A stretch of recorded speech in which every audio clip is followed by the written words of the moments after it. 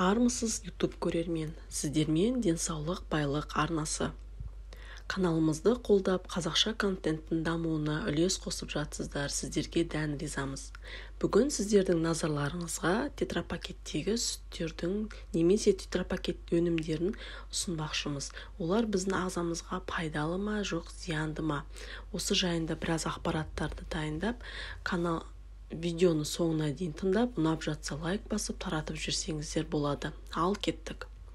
Дүкен сөрелерінен сөмкелердегі, бөтелкелердегі және пластик ыдыстардағы сүтті, пастерленген және ультрапастерленген жеміс қосылған кальций мен витаминдермен нығайтылған сүт өнімдерін таба аламыз. Көптеген сүт өнімдері тек өнімдерге ұқсайды, бірақ шын мәнінде олар нағыз химиялық бомбалар.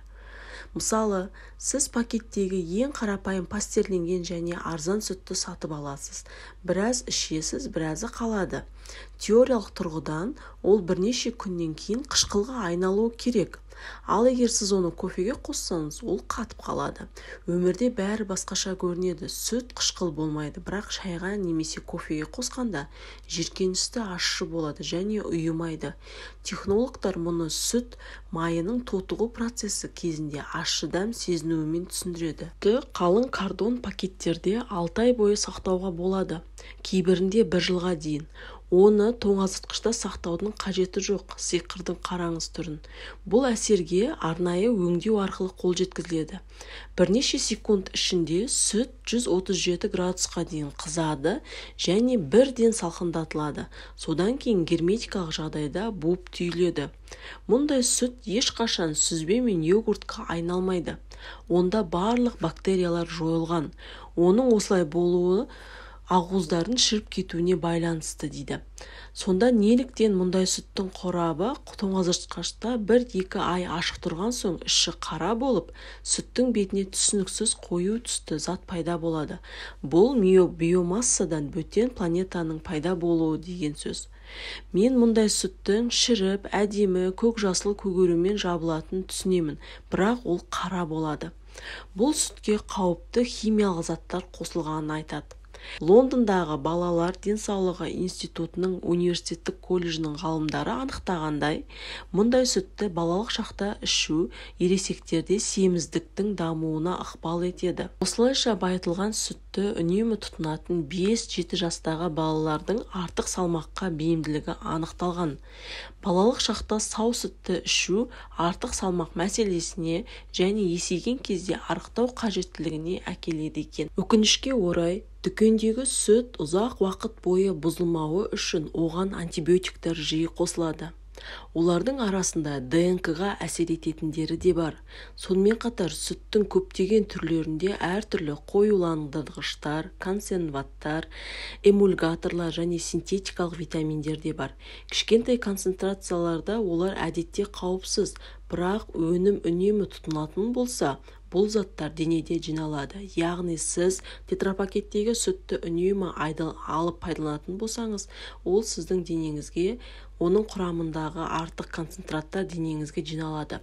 Пастерленген сүт енді кальций көзі болып табылмайды, өйткені пастерлеу процесі организмге кальцийді сіңіруге көмектесетін фосфатазаны толығымен бұзады.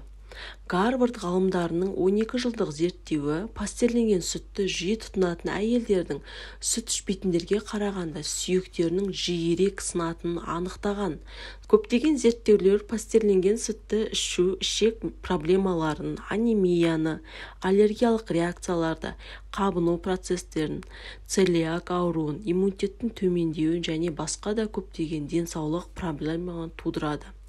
Өткен ғасырдың 40-шы жылдары доктор Фрэнсис Поттингер келесі эксперимент жүргізді. Ол 2 топ мысықтарды алды. Біреуіне шикіз, ет, сүт, балық майы берілді. Басқа топтарға пастерленген, сондай-ақ қоюландырылған сүт берілді. Шикі ет пен сүтті жеген жануарлардың денсаулығы жақсы болды, бірақ пастерленген сүтпен қоректенетін мысықтарда құсу, диарея, әртүрлі қабынулардан зардап шеккен. Сонымен қатар олардың кейбіреулері қатерлі ісік, қант диабеті, остеопороз, жүрек тамыр аурулары сияқты аурулармен дамыған. Басқа зерттеулер пастерленген сүттің орнына шикі сүт берген балаларда цинга, демікпе және туберкулез ауруларының төмендегенін көрсеткен. Анасының шикі сүтін қабылдаған және жаңа туған нәрестелер сол сүтті пастерленген күйде алған құрдастарына қарағанда тезірек салмақ қосып денсаулығы жақсы болған. Ал Висконсин штатының Мэдисон қаласындағы сүт өнімдерін зерттеу орталығының ақш ауыл шаруашылығы департаментінің сарапшылары пастерленбеген сүттегі сүт майының бөлігі болып табылатын конъюгацияланған линол қышқылы ағзаны қатерлі ісіктерден қорғайды, өйткені ол күшті антиоксидант болып табылады деген қорытындыға келіп отыр. Ультрапастерленген деген белгісі бар сүтті сатып алсаңыз, оны қайнатудың қажеті жоқ екен. Ультрапастерленген сүтті термиялық өңдеуден өткен дайын өнім. Бұл сүтті дайындаудың бүкіл процесі асептикалық жабық жүйеде өтеді.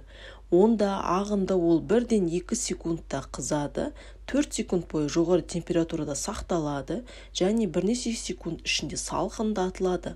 Қарапайым процесс, бірақ нағыз тапқыр технология қараңыз. Өндіріс процесінде оттегі өніммен өзара әрекеттеспейді. Кальций, ақуыз және витаминдер жоғары температураға төзімді болады. Зиянды бактериялар өледі. Ол сүттің пайдалы қасиеттері мен негізгі құрамы өзгеріссіз қалады және бізге қолжетімді болып келеді делінген.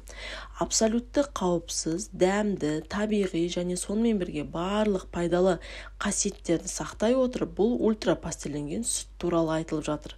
Бұл технология ең жақсы жұмсақ болып табылады, сондықтан оны элита деп атайды. Бүкіл әлемде балаларға мектептегі тамаққа осындай ультрапастерленген сүт беріледі екен. Көпшілігіміздің есімізде үйде йогурт жасау үшін әжеміз сиырын сауып, сүтті бірден үйге әкеліп, бөлме температурасында біраз уақыттан кейін қышқылдандырып, йогуртқа айналдырған.